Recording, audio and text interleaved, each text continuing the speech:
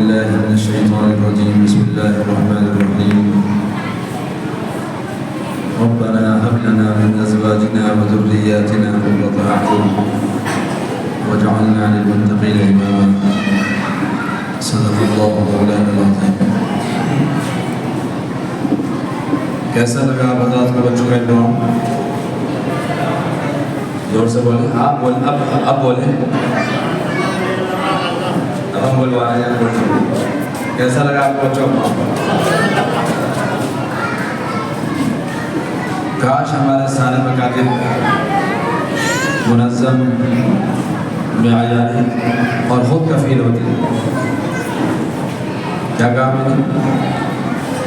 کاش ہمارے مکاتب منظم معیاری اور خود کفیل ہوتی. منظم کا مطلب ہے کہ اس میں پورا ایک نظام ہو, ایک سسٹم ہو, اس میں پورا نصاب ہو جس کو آپ سلیبس بولتے ہیں.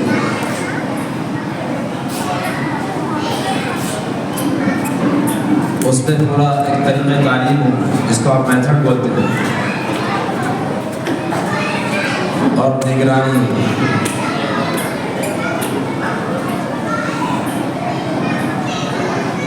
ایک ذمہ دار بنایا جاتا ہے,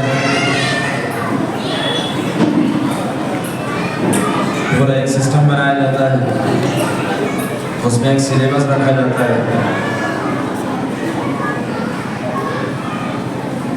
اور ایک نئے میتھڈ میں بچوں کو پڑھایا جاتا ہے. تو بہت مختصر وقت میں بچوں کے اندر کوالٹی نظر آتی ہے. یہ جو باتیں بچوں نے آپ کے سامنے پیش کی ہیں یہ کوئی تقریر نہیں ہے, یہ الگ سے پروگرام کے لیے کسی کو رٹایا نہیں گیا ہے. یہ ہر بچے کو ہمارے یاد ہے لگے. اور 1 گھنٹے پڑھتے ہیں بچے, اور قرآن کریم کے ساتھ ساتھ یہ کام کرایا جاتا ہے.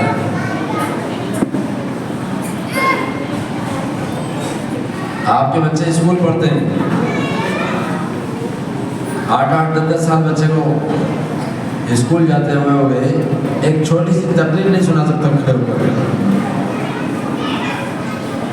کھانے کی سنتیں نہیں سنا سکتا بیچارہ, کیونکہ وہاں اس طریقے پر 8-8 گھنٹے میں بھی نہیں پڑھایا جاتا. اس وجہ سے بچوں میں وہ ضرورت پیدا نہیں ہے.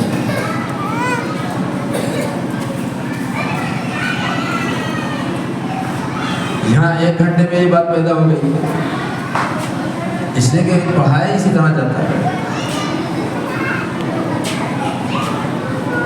یہ کوئی پروگرام کے لیے رٹایا نہیں گیا بچوں کو. الحمدللہ جتنی باتیں بھی بچوں نے پیش کی ہیں وہ بچوں کے اسباق ہیں جو یہاں پڑھتے ہیں. یہ جو چھوٹا سا سلیبس ان بچوں کو دیا گیا ہے, اس میں بچے 14 سبجیکٹ پڑھتے ہیں. کتنے؟ 5 تو بڑے عنوان ہیں ہمارے, قرآن ہے, حدیث ہے, عقائد اور مسائل ہے, اسلامی تربیت ہے اور زبان ہے. پھر اس کے سب عنوانات ہیں, ایڈیشن ہیں اس کے. اس طرح 14 سبجیکٹ ایک چھوٹے سے بچے کو پڑھاتے ہیں, ایک چھوٹی سی کتاب میں. آپ کو حیرت ہوگی کہ پوری دنیا کے بڑے بڑے اسکالر, تعلیم یافتہ لوگ اس بات میں میٹنگیں کرتے ہیں, سب لوگ کے بیٹھتے ہیں کہ کس طرح ہمارے اسکول میں پڑھنے والے بچوں کا بوجھ کم ہو سکے. 5 کلو کا بچہ ہے اور 10 کلو کا بوجھ اس کے اوپر ہے. نرسری اور کے جی میں جانے والے بچوں کے بھی اتنے موٹے بستے بیگ ہوتے ہیں, اس سے اٹھ نہیں پاتے. اس کے گارجین, اس کے والدین یا جو اس کا سواری پر لے کے جاتا ہے اس کو اٹھانا پڑتا ہے. اور اسی طرح بچوں کا وقت کم کیا جائے. 8-8 گھنٹے بچے اسکول جاتے ہیں, وہاں سے آ کے بھی ان کو ٹیوشن جانا پڑتا ہے. اب اسکول کا ورک کر رہے ہیں, پھر ٹیوشن کا ورک کر رہے ہیں, تو کہاں منظم وقت میں جا پائیں گے. تو بڑے بڑے اسکالر اس بات پر سر جوڑ کے بیٹھتے ہیں کہ किस طرح ہم اسکول میں جانے والے بچوں کا بوجھ کم کر سکیں اور وقت کم کر سکیں. لیکن بڑی بڑی میٹنگیں ہونے کے باوجود وہ ابھی تک اس میں ناکام ہیں، اس لیے کہ انہوں نے اس کو کمرشلائز بنا دیا، صرف پیسہ کمانے کا ایک ذریعہ بنا دیا. اس کے نتیجے میں وہ اس کو کم نہیں کر پا رہے. الحمدللہ اس چھوٹی سی کتاب کے اندر اور اس چھوٹے سے وقت کے اندر 1 گھنٹے میں جو بچوں کو پڑھایا جاتا ہے وہ سب آپ نے دیکھا کہ بچوں نے کس انداز میں پیش کیا. اور آپ میں سے ہاتھ اٹھا کے بتائیے کن کن کے بچے پڑھتے ہیں؟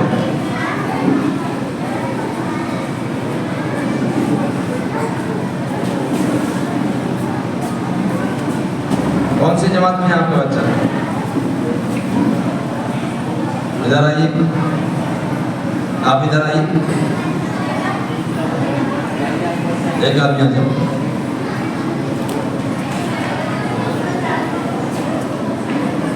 کب سے پڑھ رہا آپ کا بچہ ہے؟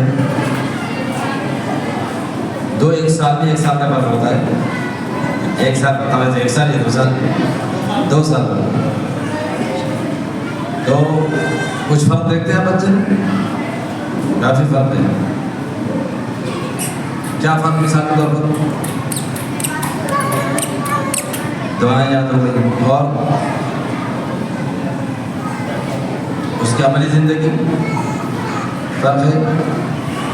نماز کو جاتا ہے، نماز کو جاتا ہے. پہلے الحمدللہ بڑوں سے بچوں کو دین ملتا تھا. ایک منظم مکتب کے ذریعے سے اللہ کا فضل ہے کہ بچوں کے ذریعے بڑوں کو دین مل رہا ہے. بعض والدین آن کے ہم سے کہتے ہیں کہ وہ جو سبق آپ نے بچوں کو یاد کرایا وہ ہم بھی دے دیجیے، جس سے کہ بچے جا کے پوچھتے ہیں، ہمیں بتانے باتیں بڑی شرم آتی ہے.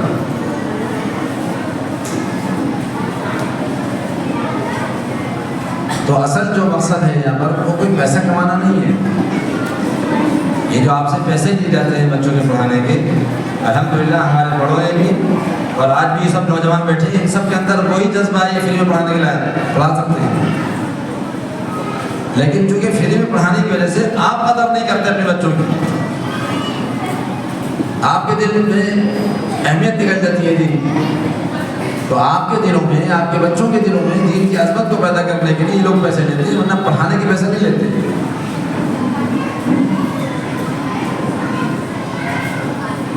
اچھا بتائیے کتنے فیس جاتی ہے آپ کی؟ 250 روپے جاتی ہے. اور اسکول میں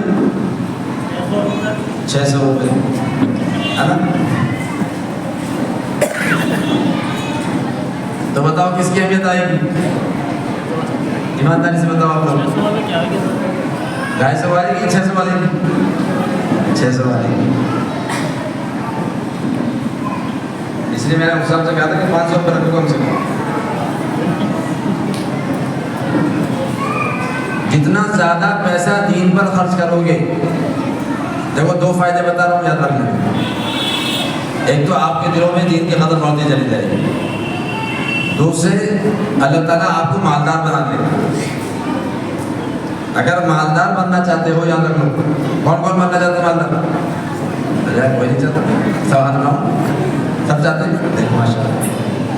تو اگر مالدار بننا چاہتے ہیں تو اس کا نسخہ اللہ کے نبی نے بتایا ہے کہ دین پر خرچ کرو. حضور نے فرمایا اتقوا النار ولو بشق تمر. اگر ایک کھجور کے ذریعے سے بھی دین پر خرچ کر سکتے ہو، دین کو فائدہ پہنچا سکتے ہو تو خرچ کر دینا اور اپنے آپ کو جہنم سے بچا لینا. جب اس طرح کی روایتیں پیغمبر بیان کرتے تھے تو بعض صحابہ ان میں ایسے تھے بیچارے کہ ان کے پاس ایک کھجور دینے کے لیے نہیں ہوتی تھی. اور ان کے واقعات آپ پڑھیں گے تو حیرت ہوگی کہ وہ بازار جاتے، پلے داری کرتے، محنت مزدوری کرتے، اور محنت مزدور کرنے کے نتیجے میں شام کو جو کچھ ان کو ملتا وہ سب کا سب لا کر کے صدقہ کر دیا کرتے. حضرت انس رضی اللہ تعالیٰ نے اس روایت کے راوی ہیں، وہ فرماتے ہیں آج وہ کروڑوں کے مالک ہیں، کروڑوں. تو آپ ہر شخص یہ چاہتا ہے کون بنے گا کروڑوں پتی. کروڑوں پتی بننے کا نسخہ یہ ہے کہ دین پر خرچ کریں. کریں گے سب انشاءاللہ. تو منظم کا مطلب یہ معیاری ہو، جہاں کے اعتبار سے بھی بہت اعلیٰ درجے کا معیار ہو، ڈریس بھی اعلیٰ درجے کا معیاری ہو، سلیبس بھی اعلیٰ درجے کا معیاری ہو، ٹیچر بھی اچھے رکھے جائیں، فیس بھی ہائی ہو، یہ معیاری کہلاتا ہے۔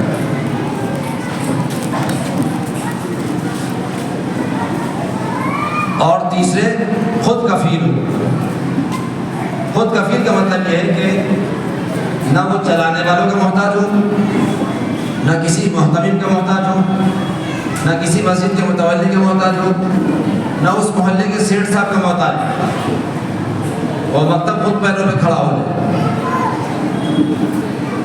الحمدللہ ہمارے ابروہا میں ہم نے 8 بچوں سے شروع کیا تھا یہ نظام، بہت خوبصورت مکتب بنایا تھا ہم نے،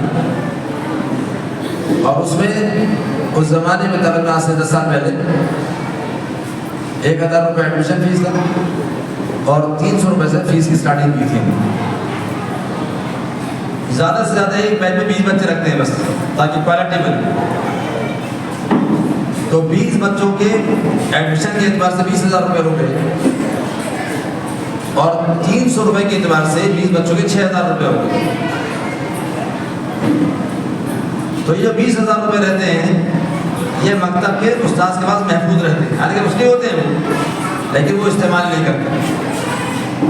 یہ جو 6,000 روپے رہتے ہیں، ان 6,000 روپے میں سے 1,000 روپے کو بچوں کی ٹافی، چاکلیٹ، فروٹی، غبارہ جو میں ملتا ہے کہ نہیں ملتا، روزانہ بچے کو کچھ نہ کچھ دیتے ہیں۔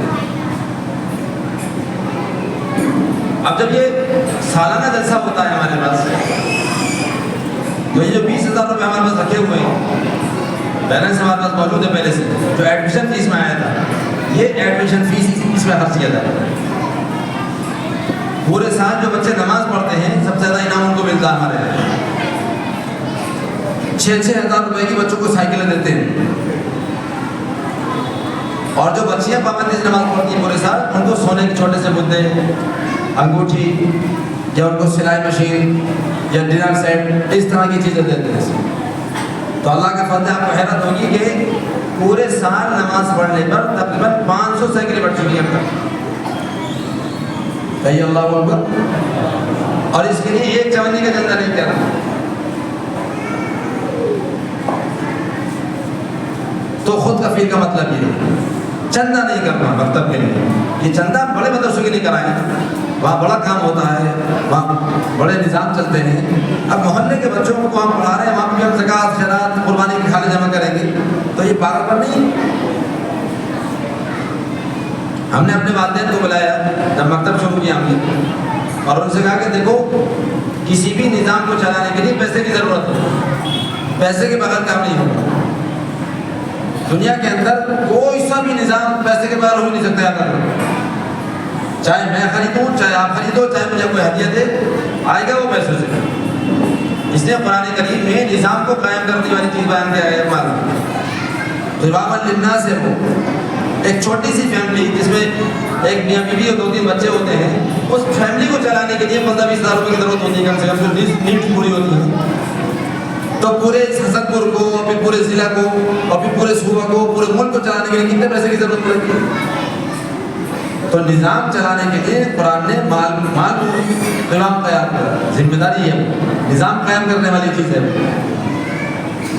اسی وجہ سے ایک جگہ اس کو خیر فرمایا گیا ہے کہ مال سراپا خیر ہی خیر ہے، یعنی جتنے بھی خیر کے کام وجود میں آتے ہیں وہ پیسے سے آتے ہیں۔ آپ مدرسہ کھولو، مسجد بناؤ، لوگوں کی مدد کرو، کب کرو گے مدد؟ جو آپ کے پاس کچھ ہوگا۔ زکوٰۃ کب دو گے؟ حج کو کب جاؤ گے؟ اور ایک جگہ اس کو فضل اللہ فرمایا گیا کہ وہ اللہ کا فضل ہے۔ تو نظام قائم کرنے والی چیز ہے مال۔ تو ہم نے والدین سے کہا کہ دیکھو، آج سے تم لوگ نہ اسکول جاؤ، نہ مدرسے جاؤ، نہ فیکٹری کھولو، نہ کام کرو، صرف اپنے بچوں کو پڑھاؤ۔ بھائی ایسے کیسے ہو جائے گا؟ اگر ہم کام نہیں کریں گے تو ایسے کیسے آئیں گے؟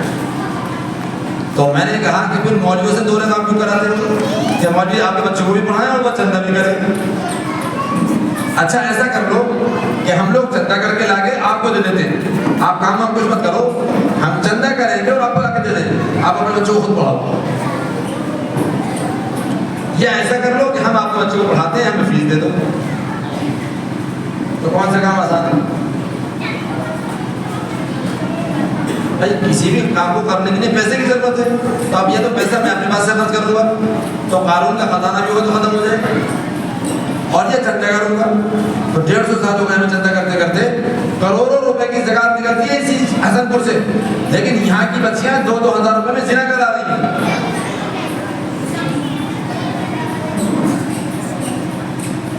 محلے میں آنے دینے کو تیار نہیں، رشتہ دار دینے کو تیار نہیں، کس سے مانگے وہ؟ تو بنیوں سے پیسے لے کر آتی ہیں اور جب وہ فیس جمع نہیں کر پاتے تو وہ زنا کرتے ہیں ان کے ساتھ. اور یہ مت سمجھنا کہ دوسروں کے گھروں میں ہو رہا ہے، ہر شخص اپنے گھر میں دیکھے جا کے سب کے گھروں میں ہو رہا ہے. چاہے بہن ہو، چاہے بھاوج ہو، چاہے بھتیجی ہو، چاہے بھانجی ہو. آپ اگر اپنے فرینڈ سرکل کو دیکھو گے تو کوئی نہ کوئی آپ کو اس کی کال ملے گا. اور یہ میں الگ بات نہیں کر رہا ہوں، پوری ایمانداری کے ساتھ بتا رہا ہوں، پورے سروے کے بعد بتا رہا ہوں آپ کو. تو جن علاقوں سے کروڑوں روپے کی زکات نکل رہی ہے وہاں سسٹم نہ ہونے کی وجہ سے وہاں کے لوگ غریب کے غریب ہیں. یہ زکات بانٹنے کی چیز نہیں ہے، زکات لوگوں کو کھانا کھلانے کے لیے نہیں ہے، زکات کو نظام قائم کرنے کی چیز ہے. یاد رکھو چیز اسے ایسے مت بانٹو. برقع پہن کے آئی، دیکھ دیا آپ نے ہندو ہے، غیر مسلم ہے، کون ہے، اور رو رہی ہے، اور شوہر مر گیا اور بیٹا مر گیا، زکات دے دیتی ہے. زکات کسی کو نہیں دینی. یاد رکھو زکات کو سسٹم کو قائم کرنے کے لیے زکات مت کرو. آپ اس محلے کے لوگ سب جمع ہو جاؤ، کسی کو زکات مت دو، کسی مولوی کو بھی مت دو، کسی مدرسے والے کو بھی مت دو. اپنے محلے کی زکات جمع کرو اور پھر دیکھو یہاں پہ کیا کیا ضرورت ہے. ہمارے محلے میں، ہمارے گھر میں، پھر ہمارے محلے کا مدرسہ، ہمارے محلے کی مسجد، ہمارے محلے کے غریب، ہمارے محلے کے کون کون ایسے لوگ ہیں کیا کیا کر سکتے ہیں. کرو نا. یہ تقریر ضرور والی چیزیں نہیں ہیں، ورنہ قیامت تک روتے رہنے کا مسئلہ نہیں ہونے کا. بہرحال یہ ذہن میں بات آ گئی زکات کے. میں یہ بتانا چاہ رہا تھا کہ ہم نے والدین سے کہا کہ یا تو آپ لوگ کاروبار چھوڑ کر اپنے بچوں کو خود پڑھاؤ، نہ اسکول بھیجو نہ مدرسے بھیجو. اور یقیناً یہ پاسبل ہے نہیں. تو آپ لوگ کام پہ جاؤ گے تو پھر آپ کے بچے کہاں جائیں گے؟ ہم سے پڑھنے آئیں گے. اب ہم دونوں کام کریں، آپ کے بچوں کو بھی پڑھائیں اور آپ کے بچوں کے لیے چندہ بھی کریں، تو یہ تو ہمارے بس کی بات نہیں. تو اب ایک کام کرو، یا تو آپ لوگ پڑھاؤ، ہم چندہ کر کے آ کے آپ کو دیتے ہیں، یا ہم آپ کے بچوں کو پڑھاتے ہیں اور آپ فیس دو. کون سا کام آسان ہے؟ تو فیس زیادہ ہونی چاہیے.